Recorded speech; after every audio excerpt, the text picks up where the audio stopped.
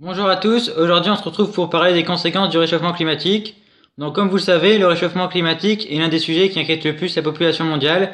D'ailleurs, il est bon de rappeler que même si l'homme l'accélère énormément, ce réchauffement climatique est un phénomène naturel qui a commencé à la fin de la dernière glaciation, soit il y a plus de 12 000 ans. Pour commencer, l'une des conséquences dont on parle le plus, c'est la montée du niveau des océans, qui est due premièrement à l'augmentation de la température des océans, qui entraîne une dilatation thermique de l'eau, et aussi à la fonte des glaces, notamment dans les glaciers et dans la calotte polaire.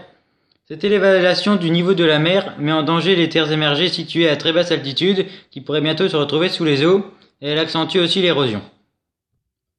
Ensuite, l'augmentation de la température modifie aussi la météo, car elle accélère l'évaporation de l'eau qui crée par la suite des nuages, puis la pluie, ce qui signifie que les cycles de précipitation seront plus rapides au fur et à mesure que les températures augmenteront, avec des pluies de plus en plus fréquentes et de plus en plus violentes qui feront gonfler les fleuves. Les crues seront donc plus fréquentes. De plus, les sols sécheront aussi beaucoup plus vite, du coup ils absorberont moins facilement l'eau, ce qui accentuera encore plus le risque d'inondation. D'où l'importance de replanter des haies, notamment dans les zones agricoles, pour bloquer les ruissellements et les coulées de boue. Le nombre et la puissance des ouragans, cyclones et typhons va énormément augmenter, car la condition principale pour qu'ils se forment est que la température à la surface de l'océan ou de la mer soit supérieure à 26 degrés. C'est pour ça qu'actuellement, seules les régions tropicales sont touchées, mais d'ici quelques décennies, les régions tempérées telles que l'Europe le seront aussi. D'ailleurs, petit rappel, le nom de ces tempêtes dépend de leur lieu de formation. Les ouragans se créent dans l'océan Atlantique ou à l'est de l'océan Pacifique, les typhons se forment au nord-ouest de l'océan Pacifique et les cyclones dans l'océan Indien ou dans le sud-ouest du Pacifique.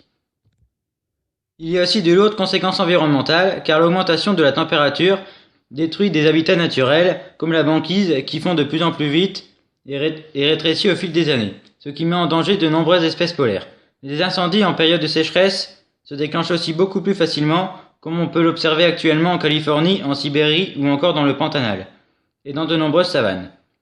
Et comme l'activité humaine multiplie quasiment par 5 la vitesse du réchauffement climatique, les espèces animales et végétales disposent de moins de temps pour s'y adapter, ce qui laisse craindre de nombreuses extinctions dans les décennies qui viennent. Donc vous l'aurez compris, pour s'adapter au réchauffement climatique, il ne suffira pas simplement de mettre la clim. L'intérêt de limiter nos rejets en gaz à effet de serre n'est pas de stopper le réchauffement climatique, mais plutôt de le ralentir pour que nous, ainsi que d'autres espèces, aient le temps de s'y adapter. Voilà, c'est tout pour cette vidéo, n'hésitez pas à vous abonner et à réagir dans les commentaires.